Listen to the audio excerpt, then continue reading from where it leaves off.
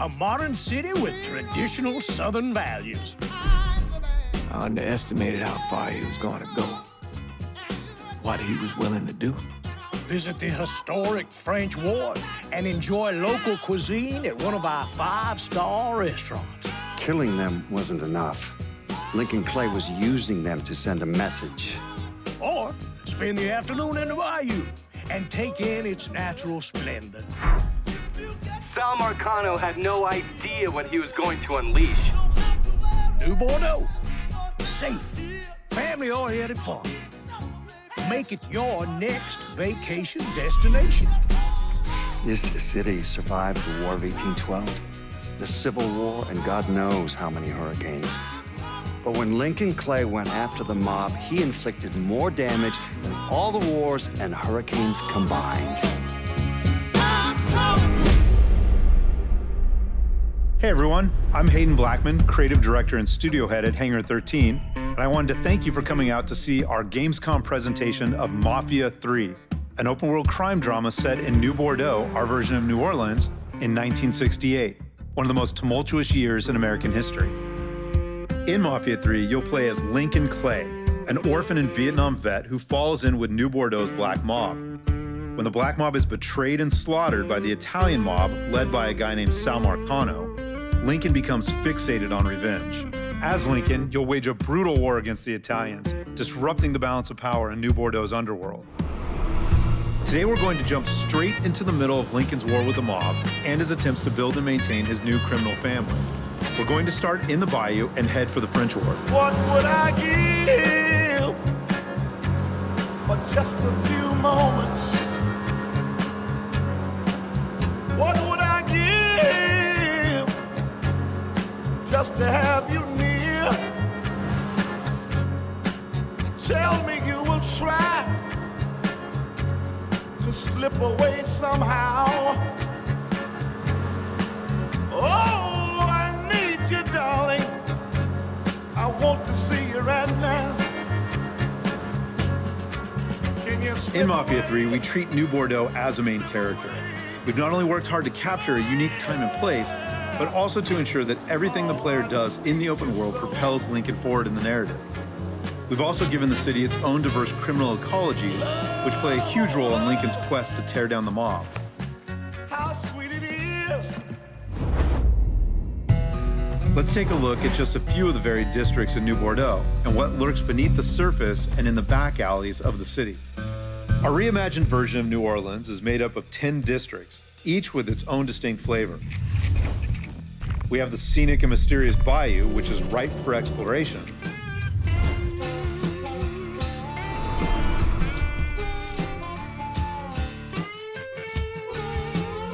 But is also where the Italian mob and their allies run guns and produce moonshine.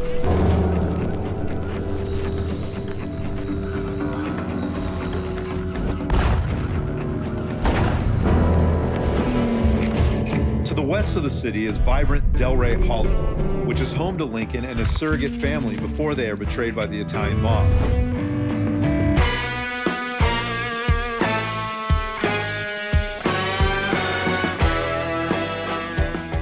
Eventually, the Hollow is taken over by the Dixie mob, who kick up to the Italians and use the neighborhood as the base of operations for heroin and sex rings. To the north of the city is majestic Frisco Fields with its manicured lawns and mansions.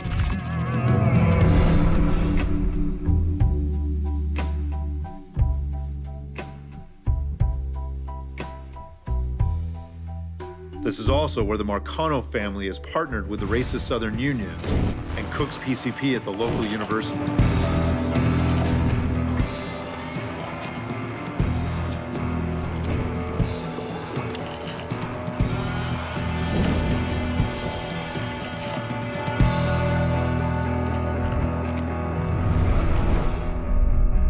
And in the center of the city is bustling downtown, where historic buildings and plazas sit side by side with gleaming skyscrapers.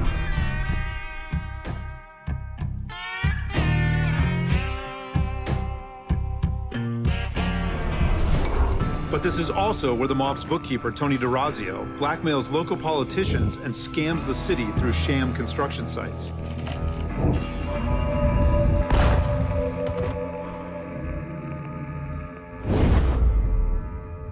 How did you manage to get to Tony DeRazio? I had bugs and wiretaps all over the damn place. When that weirdo left the Royal Hotel to deal with one of his men, I was listening.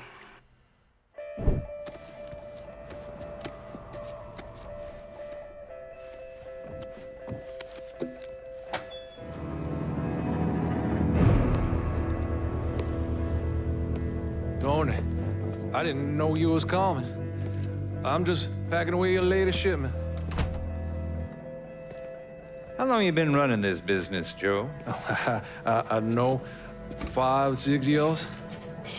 5 years, 3 months, and 18 days. Well, this is turned. Look, I know I've been lied, but it ain't my fault. I've always placed a premium on maintaining order. If you let the rot set in, eventually it will take hold and destroy everything you've built. The only solution is to isolate it, eradicate it before it takes hold. You understand, Joe? Christ, Tony, you gotta listen to me. Some nuts out there shooting the hell out of everything. You know how many of my men he killed? Yes.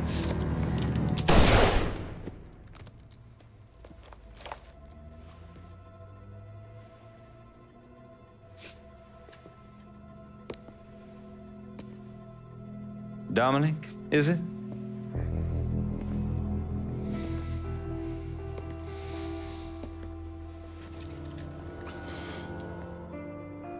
You will take the armored car and personally oversee the collection of all outstanding monies owed to us. Am I clear on this? Yes, Mr. Razio.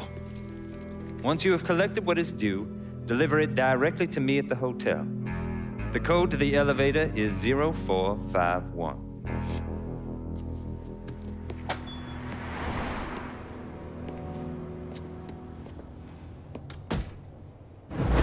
From there, Lincoln had a couple of options.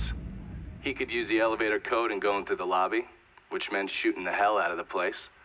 Or he could steal Dominic's car and go in quiet through the hotel's parking garage. Killing Tony is our focus right now, as capturing downtown will strike a major blow against the Italian mob. But before we go after Tony, we'll want to resupply, and we can do this by calling in our weapons dealer. Once the mobile store arrives, we can pick out the gear that will best suit our playstyle. As with most of the missions in Mafia 3, Tony can be taken out in many different ways. We can go in guns blazing, we can take a stealthier approach, we can even call in reinforcements. It's really all up to the player. This is like Christmas morning, because I picked up some... In this mission, we have two distinct ways to get to Tony, who's holed up in the penthouse of his hotel. We can storm the lobby or steal his bagman's car and sneak through the hotel's garage and up to the penthouse, which is the path that we'll take here. Yes, we're good. Call me if you need me.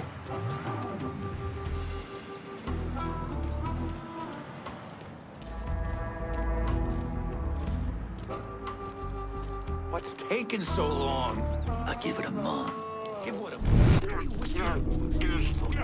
It's Dominic. That's fucked up, man. I give him 6 months, at least.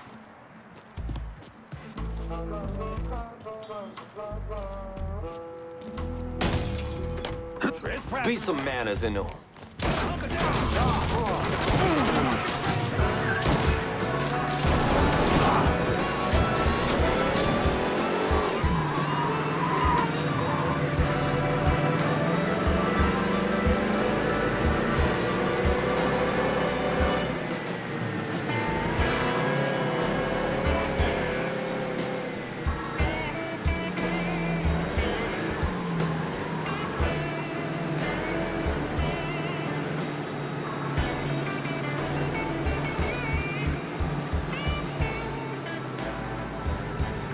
Pull on in, Dominic.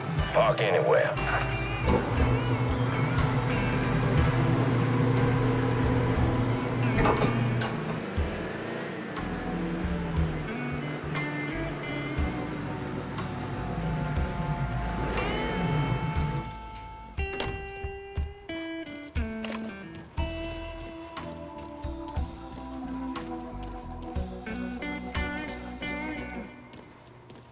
I was gone for a minute. Tony wouldn't mind. Mr. D'Orazio. And how long have you been here? Huh? A month? Mr. D'Orazio ain't the second chance type. Something's... And you might just live to see month 2.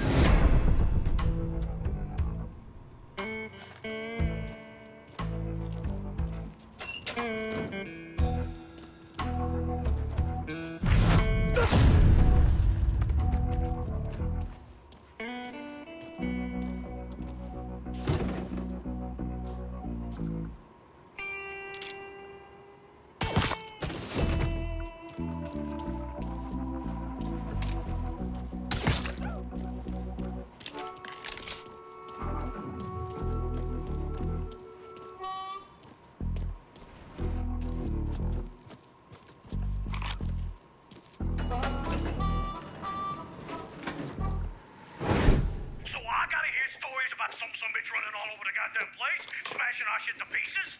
I want to know what the fuck's going on down there. You hear me? It would be difficult not to. What? I've already taken the appropriate steps to address the situation. Believe me, things are well in hand. Well, they fucking better be. If this thing with the judge goes sideways, shit's gonna roll downhill real fucking quick. We haven't lost anything of any significance except for some men, and they can be replaced. In fact, they're the easiest thing to replace. Saul doesn't give two shits about any of those stupid fucks. All he cares about is the people that matter. Understand? I understand completely. And you have my word that all payments will continue as scheduled. None of our business associates need to concern themselves with our recent difficulties. Yeah? Okay. I'm counting on you here, Tony. Don't fuck this up. Goodbye.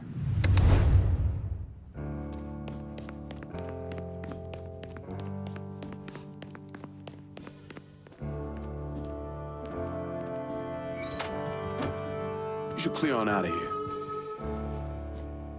Okay, here's the thing, Congressman. When Mr. D'Orazio made his very generous contribution... Oh, shit, right now? Okay, okay.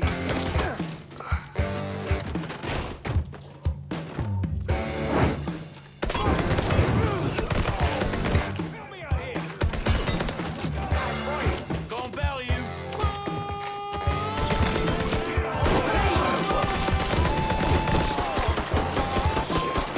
Taking out the whole team.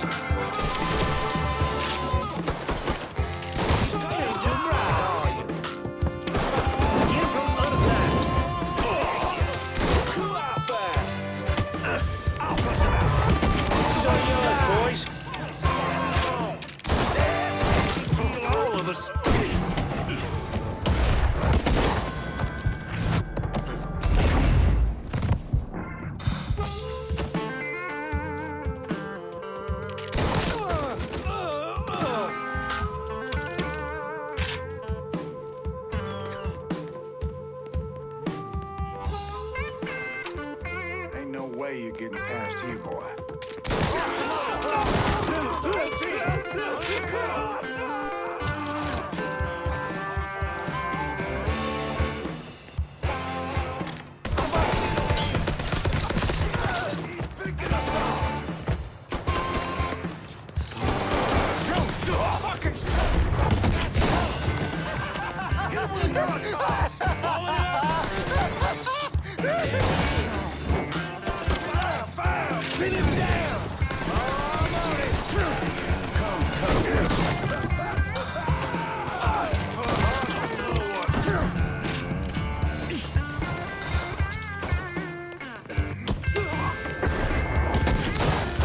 For fuck's sake!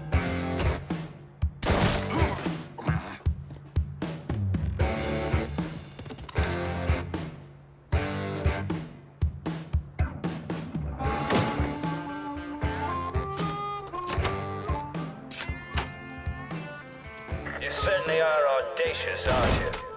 Filthy fucking... Whoever you are, you made quite the mess of my operation. Do you have any idea what you've cost me?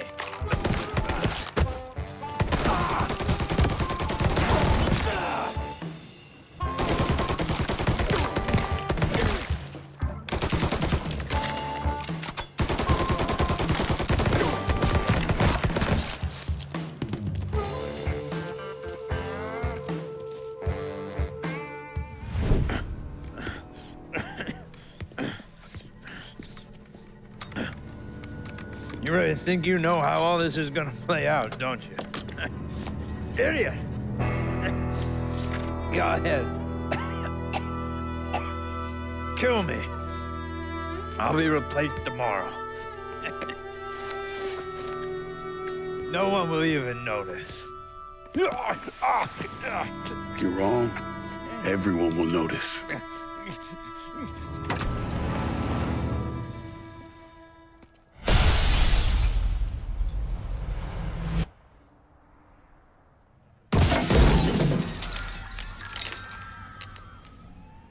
War on the streets of our fair city as a gunman stormed the Royal Hotel, killing an untold number of men. There was a loud crash, like a bomb going off. I looked up and there was a man falling from the top of the building. Then all these men showed up and every one of them had a gun. They ran into the Royal and that's when the shooting started. I still don't know how the hell Lincoln got out of that hotel.